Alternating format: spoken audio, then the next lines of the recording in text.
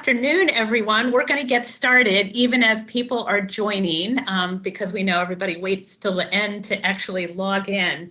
But I want to welcome you to our monthly webinar series. My name is Judy Browse, and I'm the Executive Director of NAAE, and we're just so thrilled that you could all join us because we have a very special presenter, and some of you know him.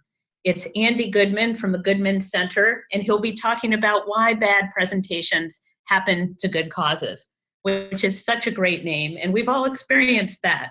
I also want to thank all our affiliate co-hosts who are working with NAAE to sponsor these webinars, which are a great opportunity for us to highlight what's going on in the field. We try to hold them on the fourth Tuesday of every month at 3 o'clock Eastern Standard Time, but we do that with flexibility based on the presentation, the speaker, but you can always find out because we publicize this on our homepage and on the EE Pro site. And we're really trying to bring new ideas, new skill development, new thinking to environmental education. And we would love to have your ideas for future webinars. And we've asked you in the past, and a lot of the presentations that we had last year and this year are a result of what you asked for in terms of professional development. And next month's webinar will feature Ellen Kelsey talking about wild contagious hope, which I think we all need a big dose of. So tune in for that. And I also want to thank Kristen Kunkel, who is our partner in crime on this webinar series and has helped with all aspects of making sure this series is possible and really helps pull it all together. So Kristen, thank you so much. So what we're going to do today is a very quick intro to Zoom. Many of you know this, but not all of you. And then Andy's going to give his presentation. And we're really excited that Andy is going to talk today for an hour and then follow up tomorrow. So we have 2 hours of really looking and digging into how to make our presentations better. We'll leave a little bit of time. Andy will stop several times through the presentation to ask questions and then end with just a few closing thoughts. But most of this is we want to give Andy time to talk.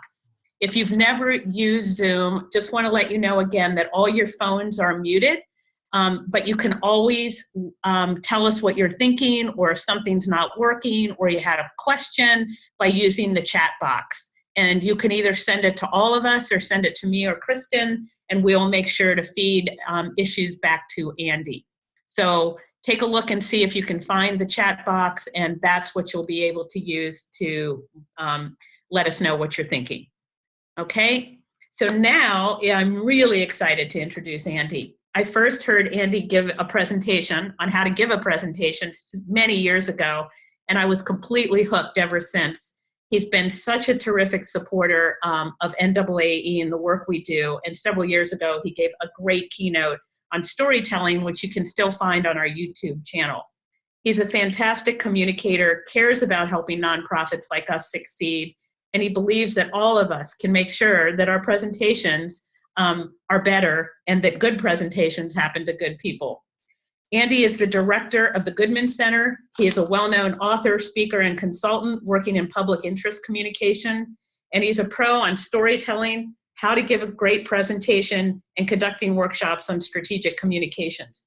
And this webinar is based on the book he wrote called Why Bad Presentations Happen to Good People.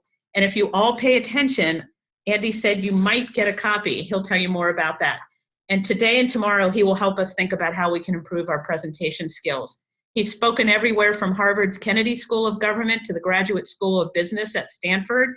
And he's all about good causes and has helped so many of us do better at what we do. So there's a lot more I could say about Andy, but I'll turn it over to him so you can learn from the pro. And let's give him a warm virtual welcome. So Andy, welcome. Thank you, Judy. Let me take control here of the screen. And I believe, there you are. You should be seeing my screen now. So welcome to Why Bad Presentations Happen to Good Causes, and how to ensure they won't happen to yours.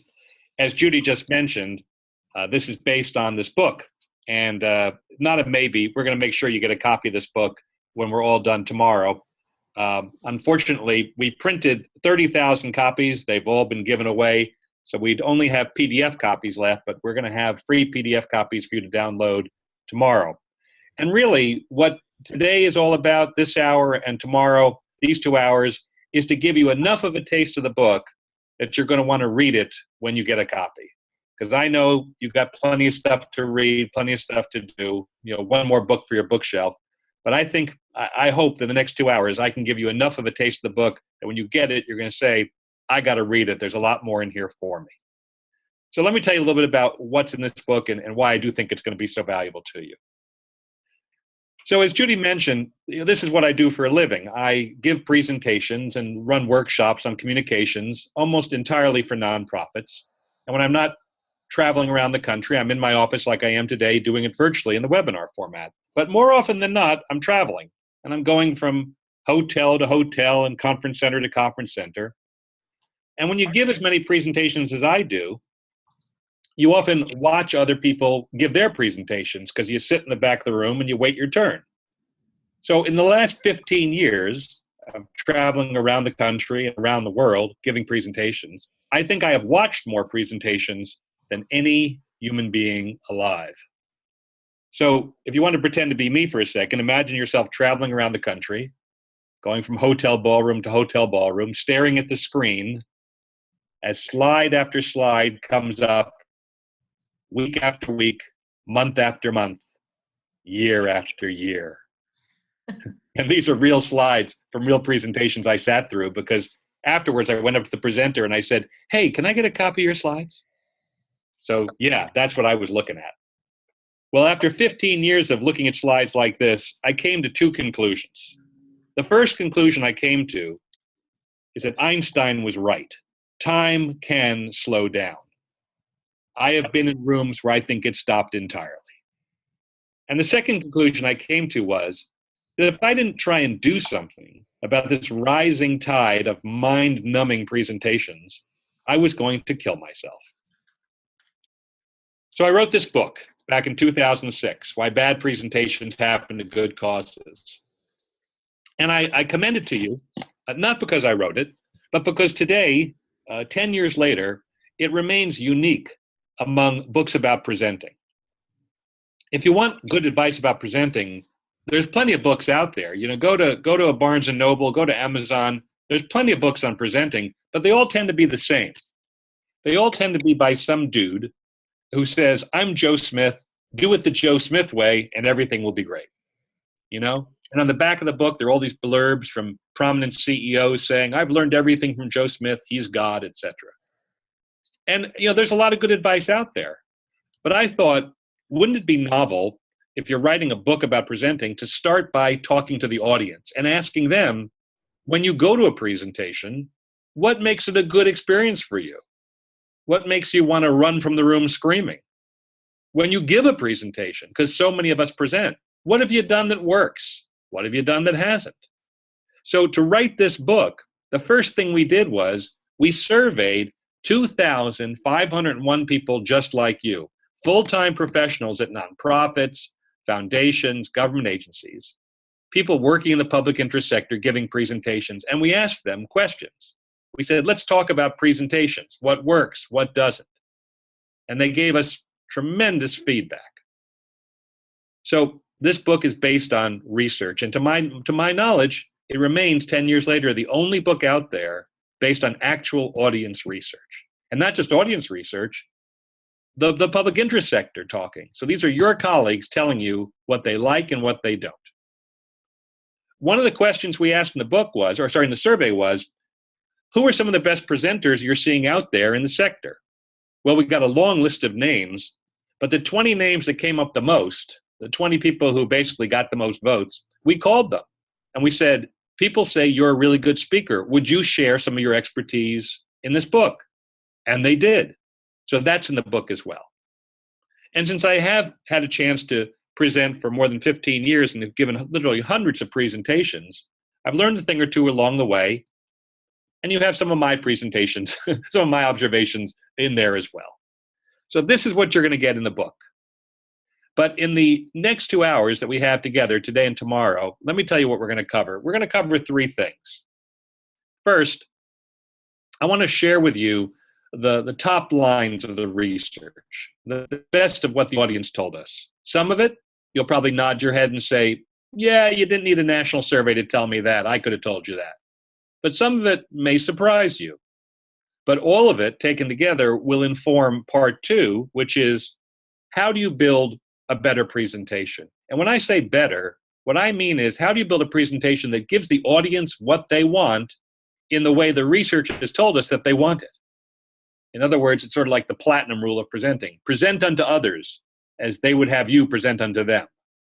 Not what you want to do, what they want to see. So how do we build better presentations?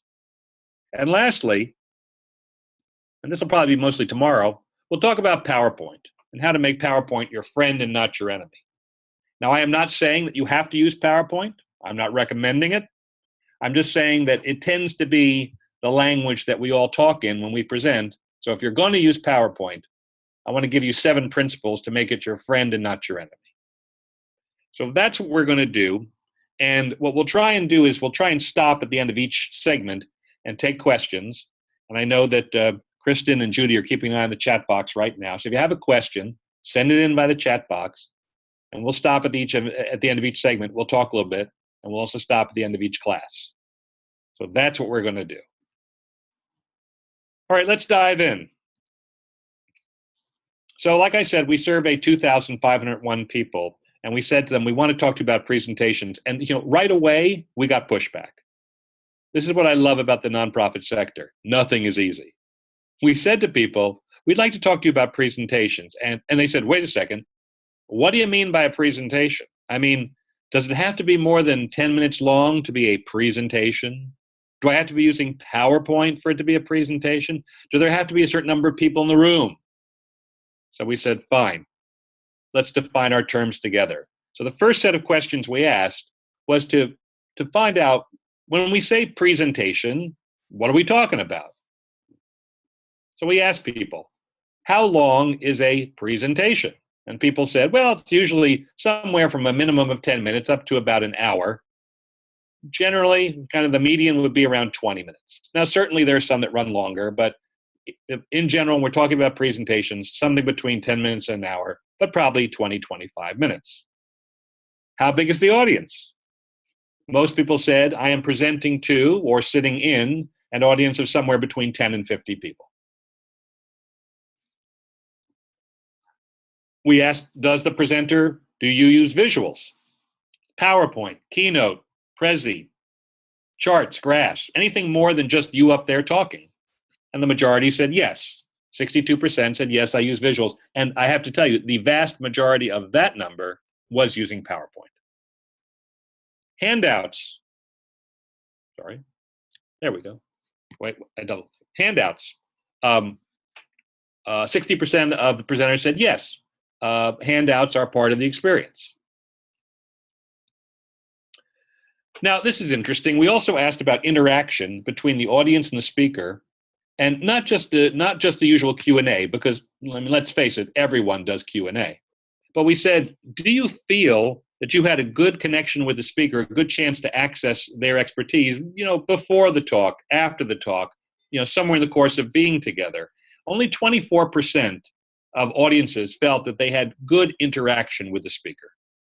And even fewer felt that they had good interaction with other people in the audience. Frequently at conferences, workshops, you'll walk in the room, you'll look around, and you'll say, boy, lots of smart people in this room. Hope I get a chance to talk to them, interact with them a little bit. But too often, we're ushered in, we're ushered out, don't really get a chance to talk to people. So fewer than 1 in 10 felt that they had good interaction with the audience. And the last question, sort of the payoff question, we said, how are you as a presenter? If you had to rate yourself, how are you? And most people said, me, I'm pretty good. Now, it turns out they're not, but they think they are. And that's also worth noting. We'll get into that later. But the numbers that I think I really want you to keep an eye on here are these. This word interaction is going to come up a lot. So pay attention to that. So the next set of questions we asked was, what makes a presentation bad? When you go to a presentation, what makes it a bad experience for you? And there was, as you can imagine, no shortage of answers here. This was an open-ended question. People could say anything they want, and we got plenty of answers. But 5 rose above all to become what we've called the fatal 5, the 5 worst things you can do in a presentation. And if I asked you to guess what the number 1 complaint was, I'll bet you could get it. Number 1 complaint: reading the slide verbatim to the audience. This just drove people crazy. And here's the interesting thing about this. This probably has happened to you. I'm wagering that you've seen this at least once. And you know if it's happened to you that it's boring. You know it's insulting to your intelligence because you're thinking, hey, dude, I can read that. You don't need to read it to me. Why are we here? But what you may not know is that studies prove that when the speaker reads the slide to you, it actually inhibits learning. Did you know that? Actually inhibits learning. This was illustrated in a study done in this book, Multimedia Learning by Richard Mayer, which I highly recommend. Here's what he did. He took a group of college students and he said, I'm going to show you a slideshow about how thunderstorms form, okay?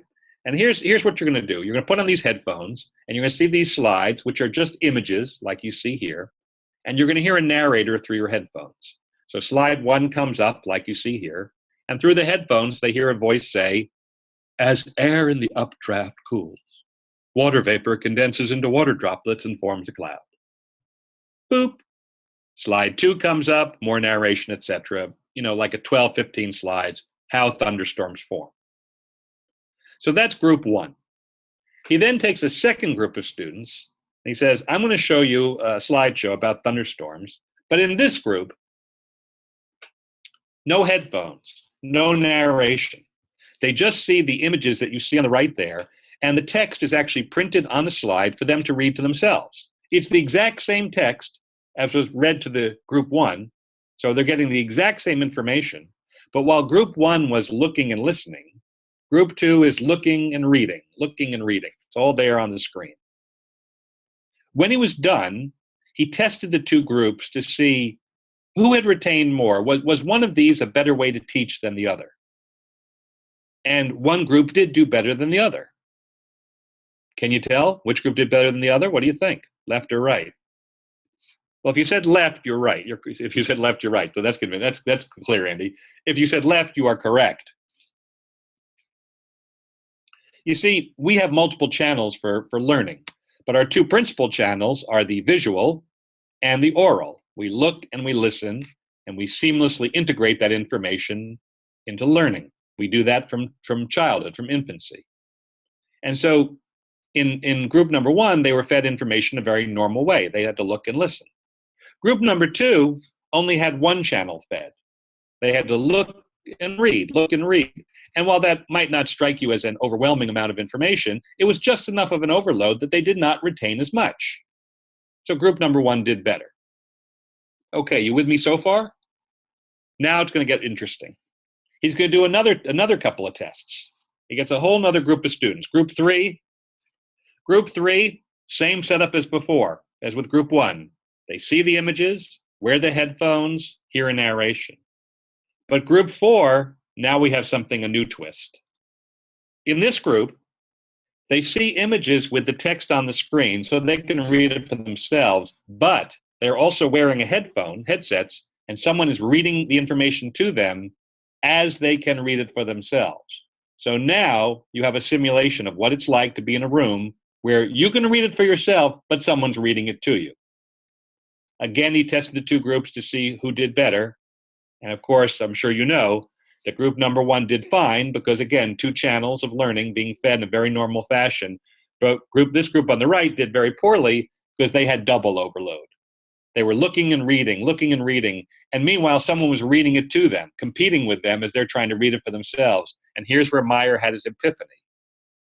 He said that when someone reads the slides to you, as you're trying to read it for yourself, you end up listening to that narrator for differences and not for content. Isn't that fascinating? Yes, Meyer concluded that when a presenter reads aloud the text on the slide, the viewer listens, see what's happening? You're hearing me and you're looking at that going, wait a second, is he reading the exact same words, etc.? So reading the slides aloud, not only is it boring and insulting, it actually inhibits learning. Single worst thing you can do in the front of a room.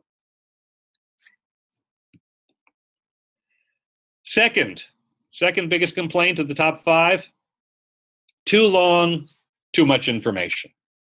You know, a presenter's given 30 minutes, and they think, the more I can stuff into these 30 minutes, the more they're going to learn. When in fact, it's practically the opposite. You're overwhelming them. And there was another study done, I believe it was in 1978, that speaks to this, that I think is equally fascinating to the Mayer study. This study was done with students in medical school. So picture a bunch of students in a lecture hall. The professor is up on stage lecturing, and it's just a nonstop lecture for an hour. Just, the sage on the stage talking nonstop for an hour. They did this 12 times, 12 one-hour lectures, 1,300 medical students total. The students sitting there, dutifully taking notes. But when the lectures were over, instead of, just letting the students go, releasing them into the wild, the students were immediately herded into exam rooms where they were given tests based on the lecture they had just heard. And questions in the lecture were linked to questions in the test were linked to specific moments in the lecture so they could chart the attention span of the students when the professor had them and when he started to lose them. And look at what they found. For the first 5 minutes, attention was increasing.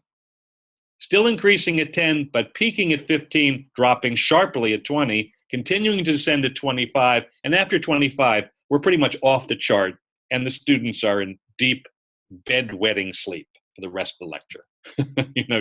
just full nod. Well, maybe not quite so bad, but you get the point. And we went back, by the way, remember those 20 top presenters I mentioned that our survey identified? We went back to them, we said, if you speak nonstop without a moment for a question, a comment, any type of interaction, anything to break the flow, at what point do you start to lose people? And they all said the same thing. They all said, it's somewhere in that 15 to 20 minute range. That's about as much as people can take, with one go, without some type of change in pace or what have you. Third, and now we get this word interaction popping up. People need to interact. They need to talk. They are not empty vessels to be filled up with your information. So the more often you can stop and take questions, have exercises, do things that break up the flow, the better. Fourth was just lack of energy or enthusiasm at the front of the room. The boring monotonal speaker. You've all run into that. I'll never forget one of the verbatim comments on the survey. Someone wrote in, it looked like the speaker had wandered in from the set of Night of the Living Dead. And if you're not old enough to get the reference, that's a classic zombie movie. Fifth was room and tech problems. It was too cold in there. It was too hot in there. I couldn't see the screen. There was this hiss on the microphone. They ran out of bagels before I arrived. Just human beings physically uncomfortable, not able to participate to the fullest. So these were the top 5. And we asked one more question. We said, think about the presentations you've seen in the last year. If you had to give them a letter grade, if you had to sort of average those presentations together and give them a letter grade, what grade would you give? I'll give you a second to think about it. What grade would you give? Think about the presentations you've seen over the last year. What letter grade would you give to them if you had to give them an average grade? Well, in our survey, 2,501 people, just like you, they gave a C-. And this was kind of the first mind blower of the research we got back, because think about it. The people in the front of the room, these are scientists and attorneys and policymakers and doctors and lawyers. These are often very bright people. These are not C- students, but they are getting up there and they're doing C- work. So that led to the next set of questions, which was why? Why is this happening? Why are such bright, caring people doing such mediocre work? Well, our research gave us three answers. First, and this is a quote from the legendary basketball coach John Wooden, when you fail to prepare, you prepare to fail. You just don't do the work necessary to prepare for the presentation. You're going to end up with mediocre results. Now, how do we end up at this conclusion? Well, look at these results. We asked people, do you rehearse? Do you have the words come out of your mouth at least once before the audience hears them? Fully a third said rarely or never. When the audience is hearing it for the first time, so is the presenter. Have you had any training? This is not a natural skill, public speaking. In fact, a lot of people dread it. So have you had any training? Toastmasters, a workshop like this, anything. Only 10% had any formal training. And even fewer had bothered to, read a book or go online to get all the free advice that's out there. And then the payoff question. We asked people, how long do you spend on your presentation? If you're not just pulling something off the shelf that you've done before, but you have to conceive it, shape it, gather the research, think about the stories you want to tell, create the slides, craft the whole thing into a coherent presentation. How much time do you spend on that? And they said 1 to 2 hours at most. And anecdotally, people told us, where they were actually doing the work? On the plane flying to the conference. And let me tell you something. If that's your plan and you're sitting in coach and the person in front of you leans back, your prep time is over, right? Try doing that. So number one, not putting the time in necessary. Second, we are in denial as a sector. We're just not copping to how bad it is. And here's how we arrived at that conclusion. In a portion of our survey, we said to people, well, let's just focus on the good stuff. Let's talk about presentations or parts of presentations that fall into the good to excellent range. And let's talk about when you as a presenter are working in the good to excellent range. And let's talk about when the presentations you see are in the good to excellent range. For example, the visuals, the slides that you create, or the charts and graphs. How often would you say you as a presenter have really good to excellent slides, and how often would you say you're seeing them as a member of the audience? Well, presenters said, my slides, I make the good to excellent range about half the time. But in the audience, I'm seeing it maybe 1 out of 5. So do you see the beginning of a disconnect here? How about handouts? Presenters, almost 2 out of 3 times, my handouts rock. Audience members, maybe 1 out of 4 good handouts. How about interaction? Speakers say, hey, I'm there for my audience. I make sure people get what they came from. Audience members not feeling it quite so much. How about fostering interaction among audience members so they can learn from each other? Speakers, even they'll admit that they don't do it that much, maybe 1 out of 4 times. But audience members say that they're not seeing it. They're seeing it maybe 1 out of 10 times. And lastly, the payoff question.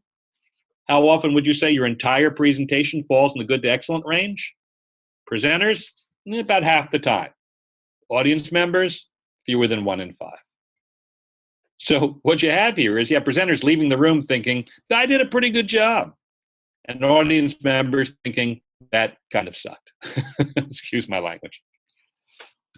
So we are in denial. We're not copping to how bad it is. And anecdotally, I think one of the reasons for this is particularly true in the public interest sector is that, in the nonprofit sector, people who work there, generally it's an altruistic bunch. These are people who are trying to make the world better. They tend to be nice people. So if you sit through a bad presentation, it's unlikely that you're going to pull the presenter inside and say, hey, bud, thanks for killing an hour of my life, right? No.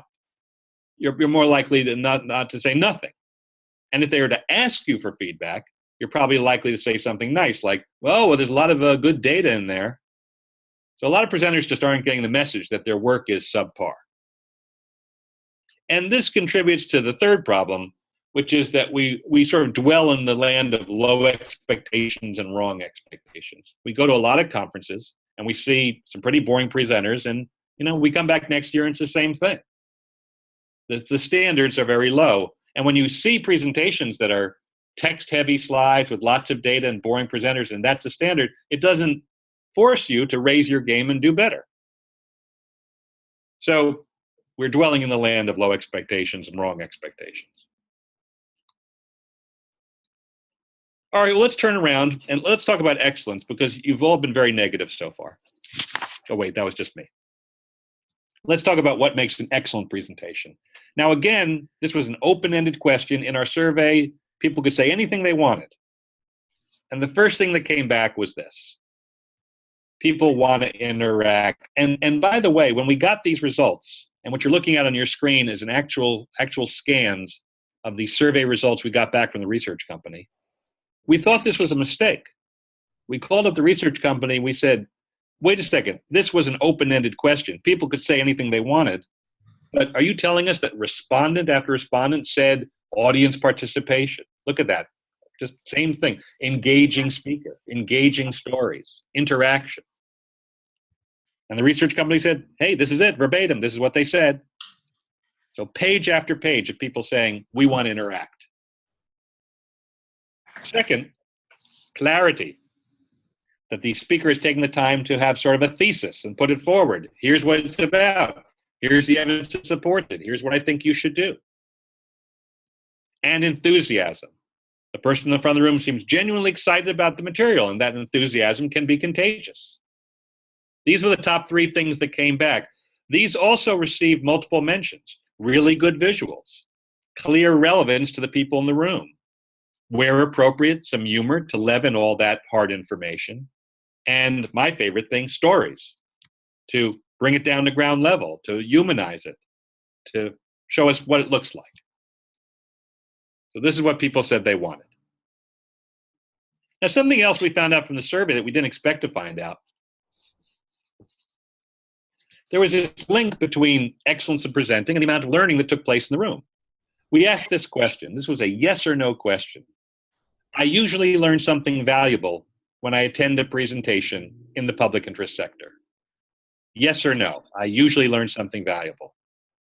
What percentage of our respondents do you think said yes? Where do you think that number came in between 0 and 100%? Yes, I usually learn something valuable. Did you guess as low as 34%? Isn't that depressing? Think about that. That means that 2/3 of the people walking out of the room were saying, nope, nothing there for me. Or 2/3 of the time that you go to presentations, you're walking away saying, nope, not worth my time. Isn't that awful? But we did a crosstab on this. We said, well, hold on. What if we assured you that the visuals were really strong and promoted learning? What if we assured you that there was plenty of interaction?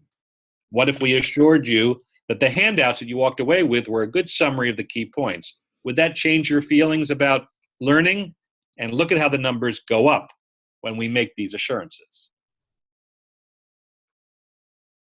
So our takeaway here is that what makes a good presentation? It's anything that you do that makes more people walk out of the room feeling that on that day in that presentation, they learned something valuable. So let's look at a quick summary of the top lines of the data. Again, here are the fatal 5, the 5 worst things you can do. And here's the 3 things that the audience wants the most. And if you look at these side by side, I hope you see that 1, 2, and 3 on the right are just the inverse of 2, 3, and 4 on the left. In other words, the respondents were consistent. They said, I like interaction, and the absence of it bothers me. I need clarity, and just a whole bunch of information doesn't work. So these were very consistent returns that we felt. And this gave us our guide for writing the rest of the book, because what we realized is, well, based on this, your job as a presenter is to take the right amount of information, present it in a way that's engaging and interactive, and deliver it with a little bit of enthusiasm. Problems 1 and 5 there, reading the slides, if you've been doing that, just stop, okay? Quit cold turkey. Do whatever it takes, right? And room and tech problems, yeah, stuff happens, stuff will go wrong, but if you get there early, do a little bit of due diligence and make sure that everything's working, you can debug most of that. So there's your focus, the right amount of information delivered in a way that's engaging and interactive and delivered with some enthusiasm. If you can start there, you're on the right track. Now, there's much more in the research in the book, but these are the top lines. And I want to stop there and see if we have any questions or comments or takeaways. Judy, Kristen, if you've been looking at the chat box, any questions you want to relay to me now before we move on to part 2?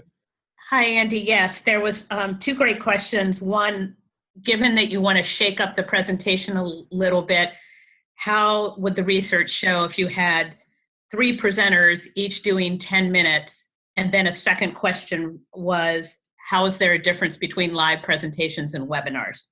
Okay, very good question. The first question about having 3 presenters, the beauty of that model, sort of the panel model, is that every time you change from one presenter to another, it's like a new beginning for the audience. It helps to sort of reboot their interest. It helps to hear a different voice, a different style, etc.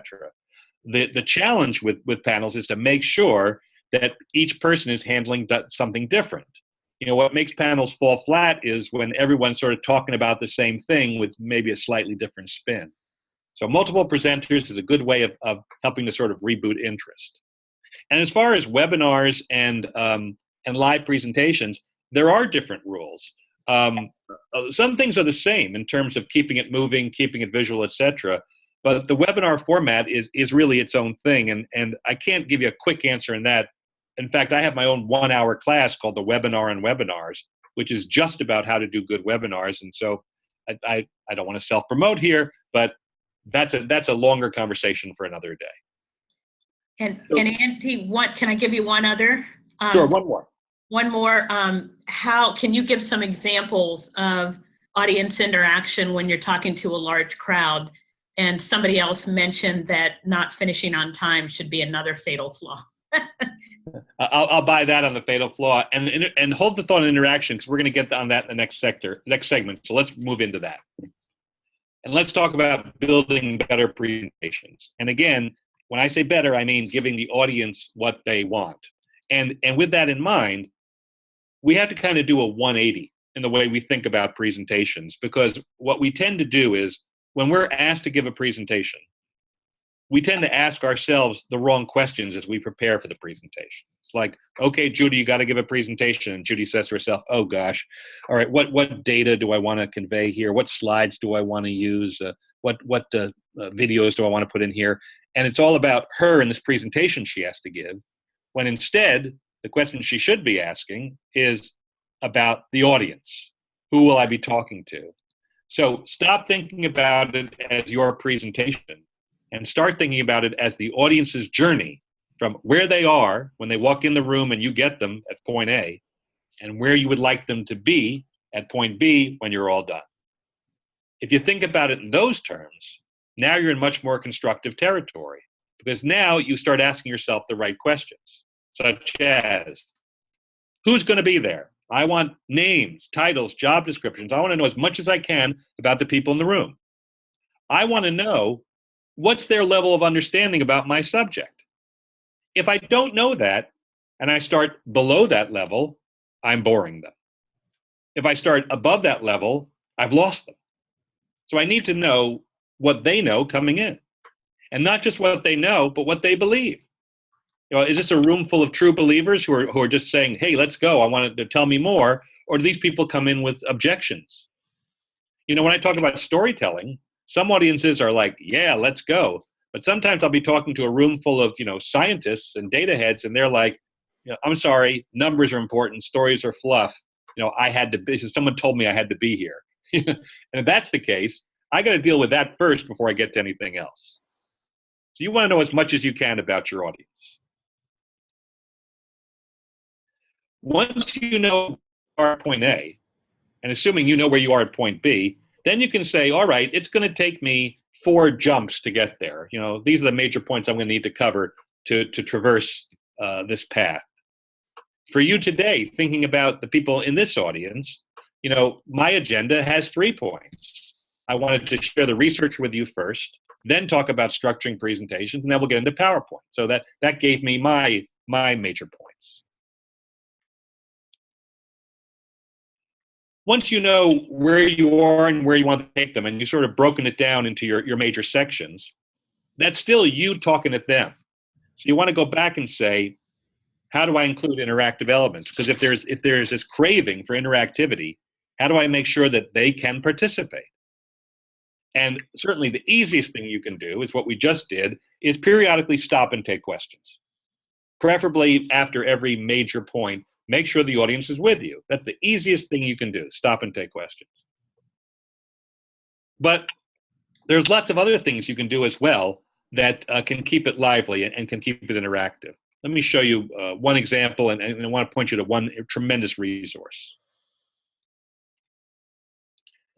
Deborah Jacobs, you can see here, President and CEO of the Patterson Foundation. She had to give a presentation to a room full of funders, and here was the title and subtitle of her presentation.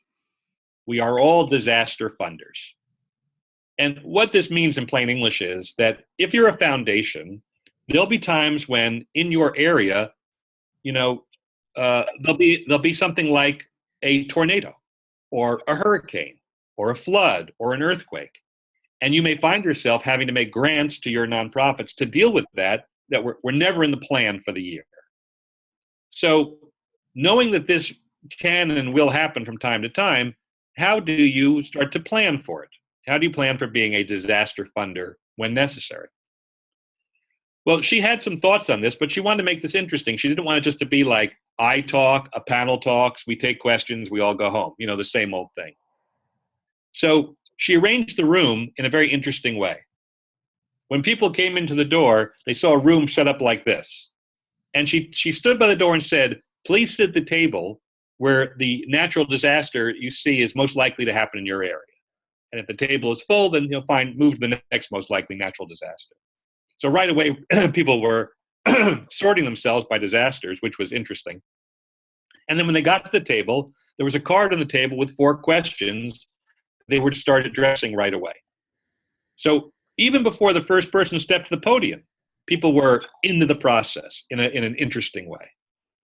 I thought one sort of clever way to think about interaction. There's lots of things you can do, and there's a wonderful resource which, if you've never heard of it, let me introduce you. It's a website called Liberating Structures, liberatingstructures.com. Okay, please go to it after we're done today. On the website, you'll find an index of 35 different exercises you can do with a room full of people to divide them up into groups and to get them working together and to be interactive. If you click on any one of those boxes, for example, there's one thing called impromptu networking, and they describe how you do it. There's another thing called 25-10 crowdsourcing, and they describe how you do it. So this is a wonderful resource to help you think of new and more creative ways to interact. But I want to say one more thing about interaction and learning that I've learned from teaching for 15 years in the workshop setup. I thought that if I just get people to interact and they'll learn. And so for years, when I was teaching storytelling, I would show people this slide that you see here that shows sort of the structure of a good story with a protagonist, barriers, et cetera, et cetera. And I would say, this is how a good story works. And I would explain each of these icons, to these symbols. And then I'd say, okay, now I want you to apply it to writing a story and go to work. In other words, I would teach from the abstract to the specific. I would give them the abstract definition and then ask them to write a specific story. And I thought that now that they're writing, they're interacting, and this is going to promote learning. And it did to a certain extent. But I came to an understanding, which was really important, which is that I was doing it exactly backward. Think about when someone teaches you something like how to play cards. Someone teaches you how to play bridge or poker. What happens? They give you the cards, they start to explain the rules to you, and after a while, what do you say when you're hearing rule after rule after rule? You probably say something like, let's just start playing, and I'll pick it up as we play, right? In other words, you learn from the specific out to the abstract. By doing it, you actually get to try it, learn what works and what doesn't, and then the general principles will emerge. So I changed the way I started teaching. Rather than just give people the rules, I said, you know how to tell a story, so get in a circle, and we're going to do something called jumpstart storytelling. I'm going to give you a prompt. Tell a story about a time in your life when there was something you really wanted. Okay, anybody can do that. You'll each have 2 minutes to tell your story. And people go around the table and they tell their story. And then when they're done, I ask them, now think about the stories you just heard. What did they all have in common? And people will debrief and they'll come up with the basic elements, the basic rules of storytelling from just what they did. In other words, they'll go from the specific to the abstract.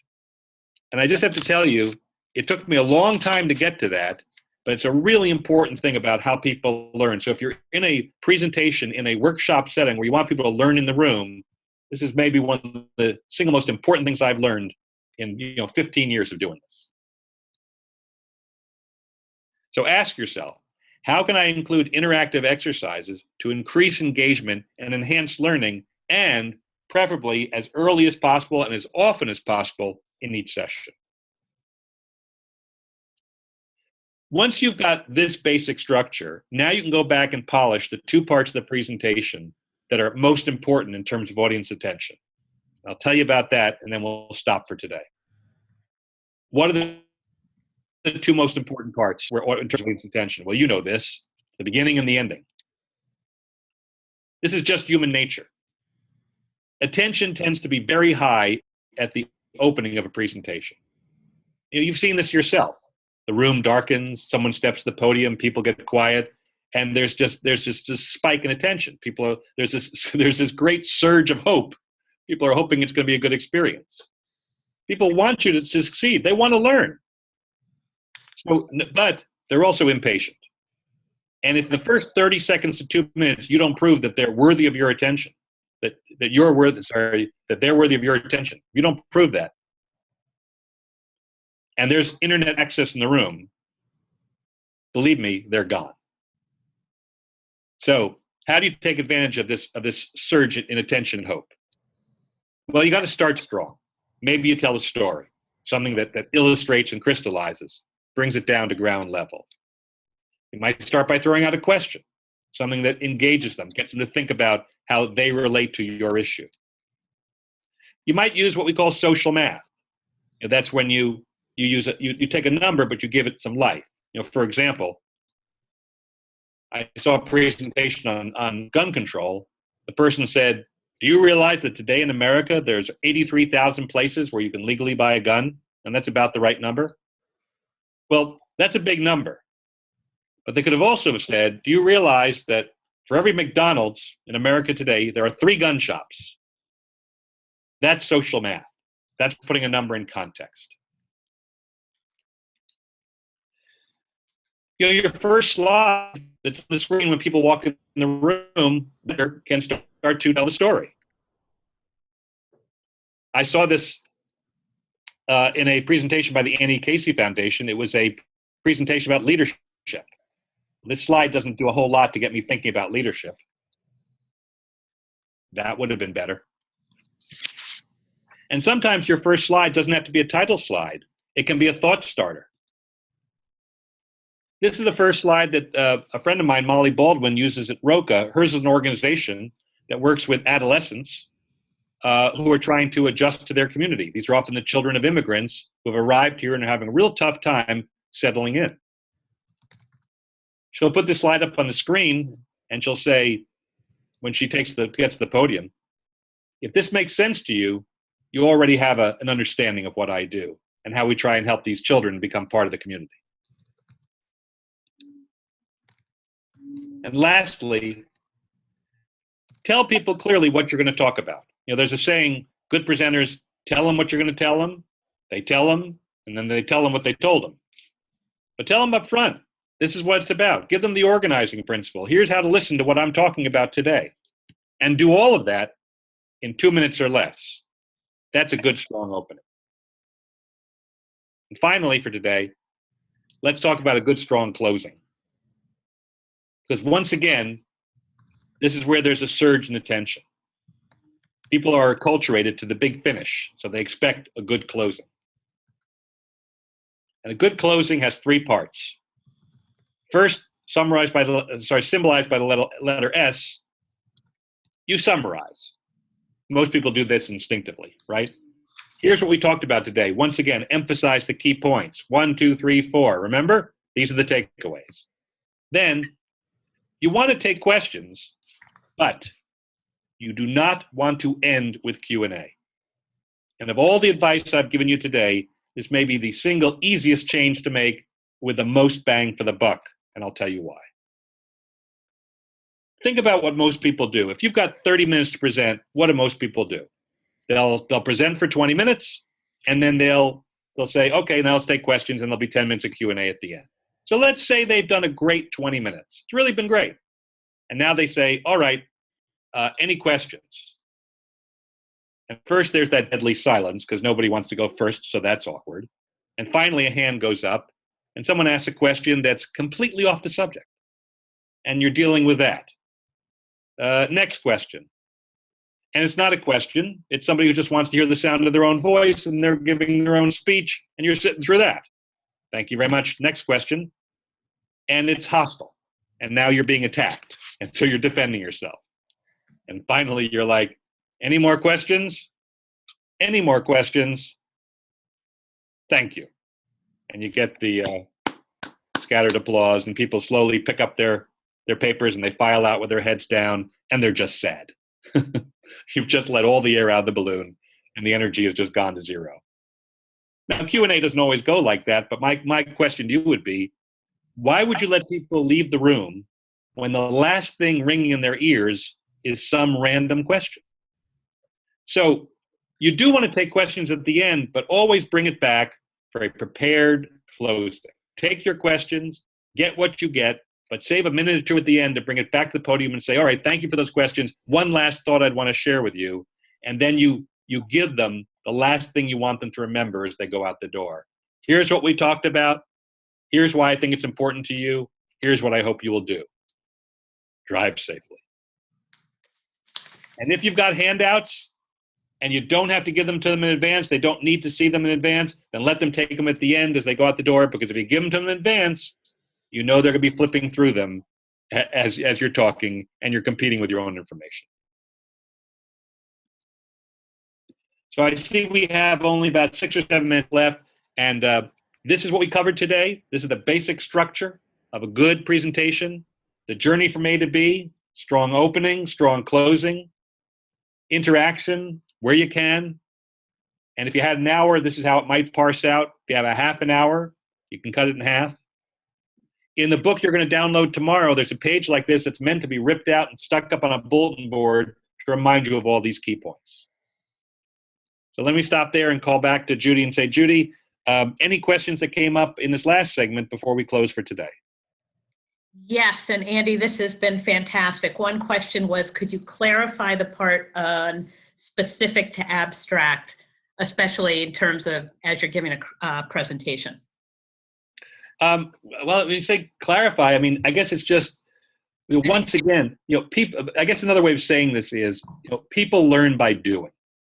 And so if you give them the rules up front, if you give them all the definitions, the abstract terms, etc., they're still wondering, how do I apply this? So I always look for opportunities to let them try it first in some way with very little direction. Let them try it on their own, and then let them learn what works and what doesn't, and then have a discussion about what works. And now you've defined those larger principles.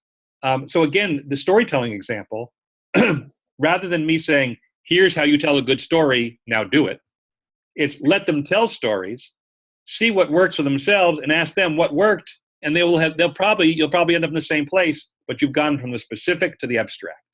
I hope that's clear. Yes, thank you. Carol, who asked the question, said it was great, and we had a lot of really good comments, Andy.